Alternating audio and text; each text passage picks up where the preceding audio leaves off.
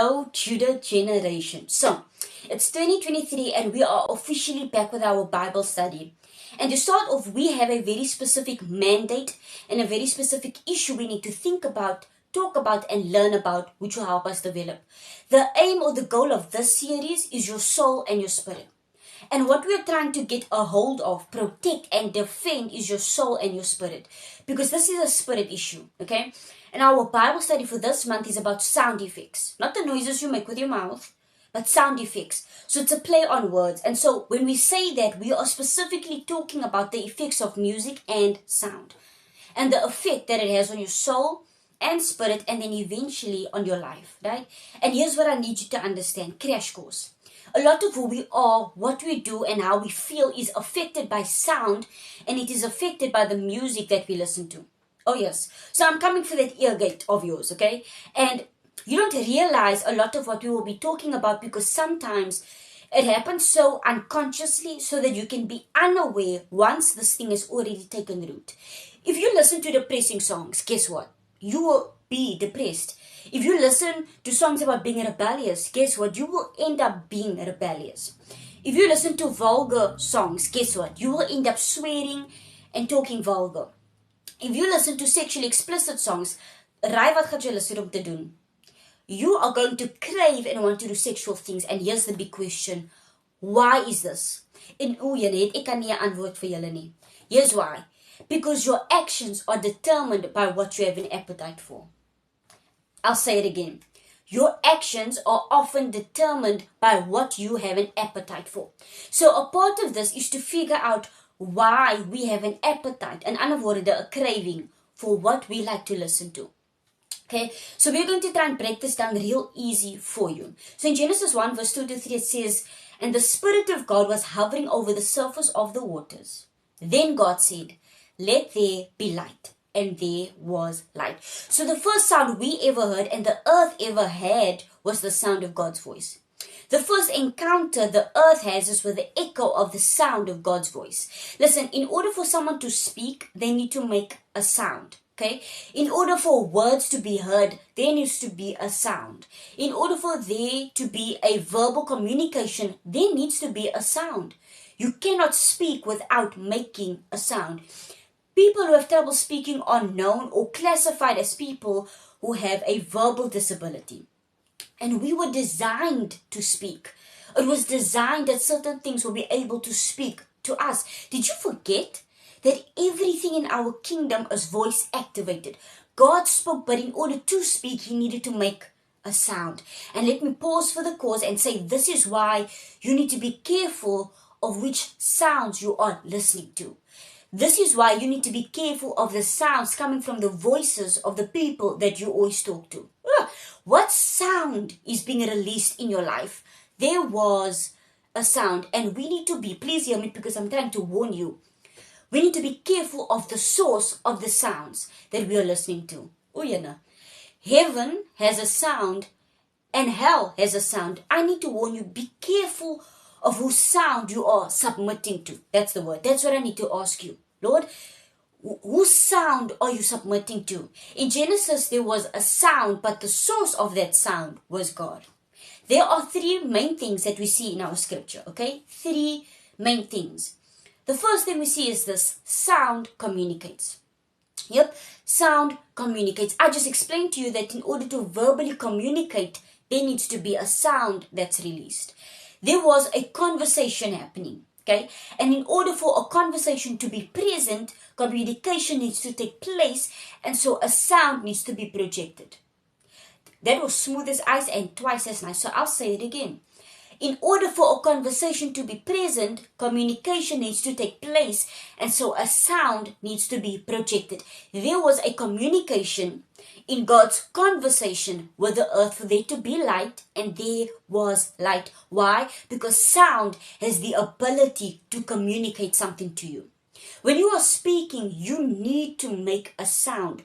When something, because it's not always someone, okay, you will hear people say this: that thing spoke to me. That event, that movie, it spoke to me. Hoe is daai moontlik?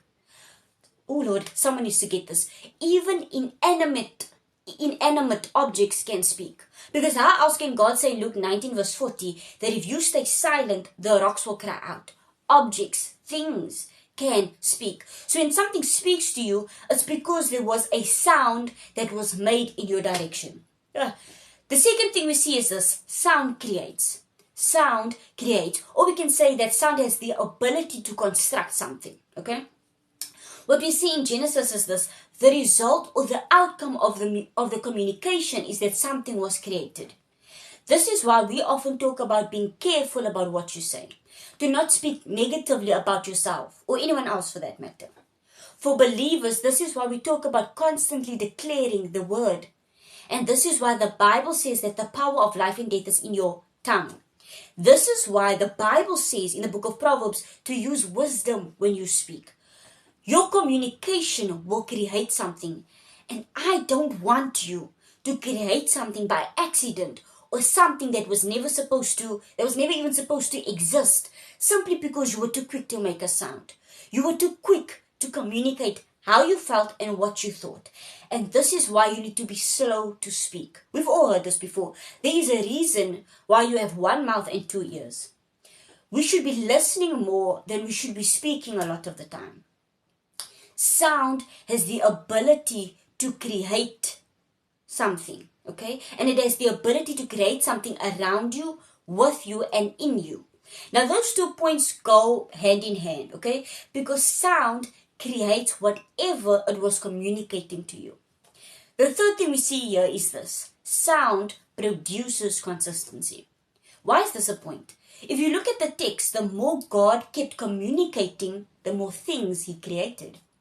As long as he kept communicating, making a sound, he kept creating. There was a constant creation of things God wanted because there was a consistency of his sound being released.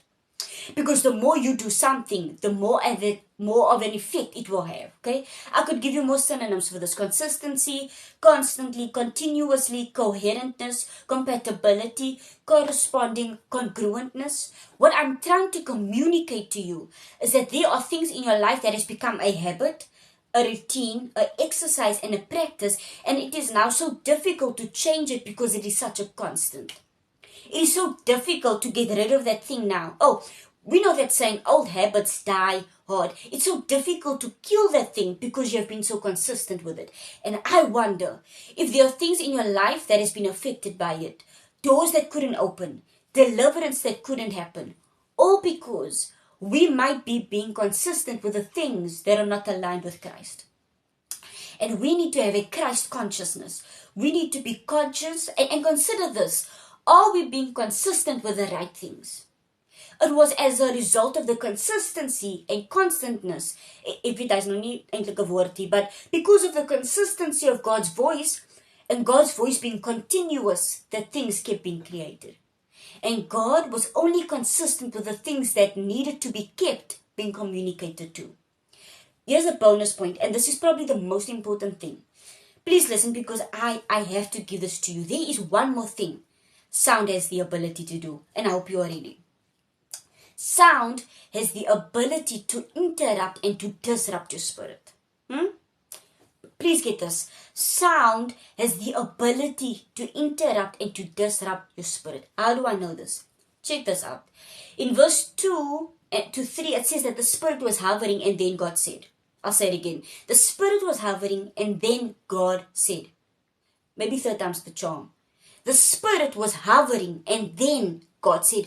The moment God made a sound, the Spirit seemingly stopped hovering.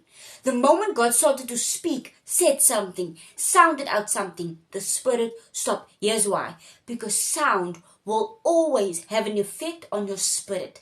Sound will always have an effect on your spirit. I'm going to go further and say it also has an effect on your soul. What sound has crept into, walked into, and entered into your spirit.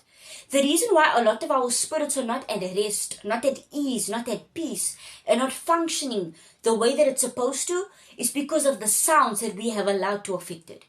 One of the reasons why we worship and the reason why the Bible tells us that praise should continually be in our mouth is so that our spirits can constantly be under the sound of heaven, under the sound of God's voice, and not under the sound of hell.